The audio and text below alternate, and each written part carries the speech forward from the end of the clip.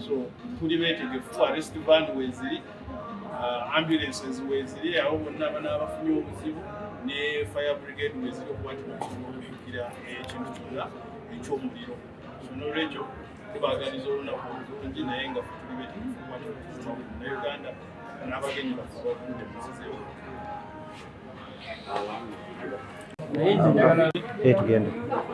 olunaku olwaleero tukuŋŋaanye wano mu kifo kino okuba nti notwogera ku kivulo ekitegekeddwa ng'ennaku z'omwezi 11 omwezi guno. Kivulo kino okusinziira ku bategesi basuubira abantu bangi abayimbi ab'amaanyi ab'enjawulo okuva ebweru mu Afirika muno ne mu nsi ez'e South Africa. So n'olwekyo ng'abasirikale tuli beetegefu okuwa obukuumi abagenyi baffe abo abavudde ebweru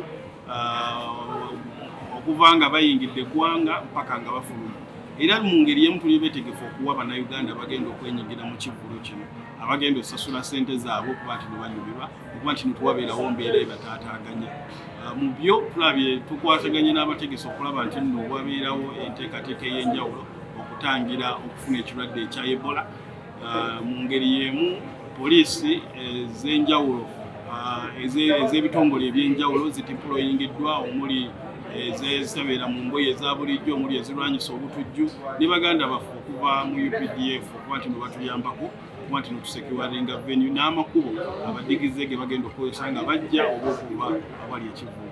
So n'olwekyo tukubira omulanga awo yenna ayeetegese okuba nti nakuleeta embeera etali ya bulijjo obuteetantala kujja mu kivulo kyo oba security enywevu era tujja kuba tukwasaganya oyo yenna ayagala okuleetawo embeera etali ya bulijjo.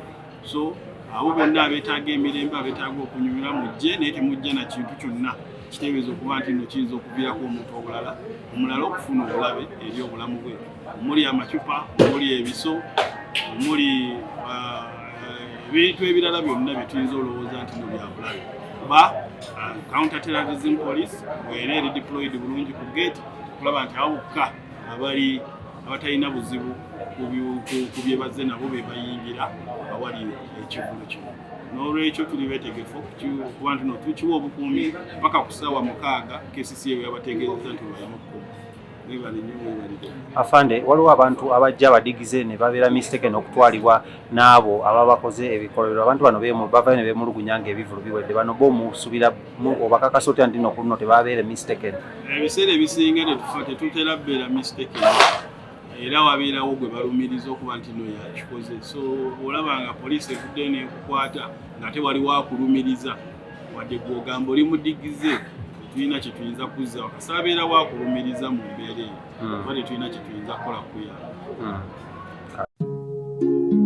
Oyagala omukolo gw'enjawulo gubeere n'ebijjukize mu nnyumba yo? Kankwanjulire King Montage Photo Studio. Ffe bakafuluma okukuba ebifaananyi n'okukola video. Olina wedding, birthday party, kukyala, nika, baby shower, photoshoot oba music shoot na buli kimu kyonna ky'oyagala. Ffe tusobola okuwa ebijjukize ebirungi eri ebirooto byo. Ate nno mwana wattu kusintiiza omuntu wa bulijjo. Tusangibwa Nankulabe ku Bitaala ku Prime Tower Level 3 Room D04. Okumanya ebisingawo tukubire ku nnamba zino: 07 2 1 4 oba 0755 3 731 oba 0777 23 405. King Montage Photo Studio. Ffe tusobola okuwa ebijjukize ebirungi ate nno mwana wattu kusintiiza omuntu wa bulijjo.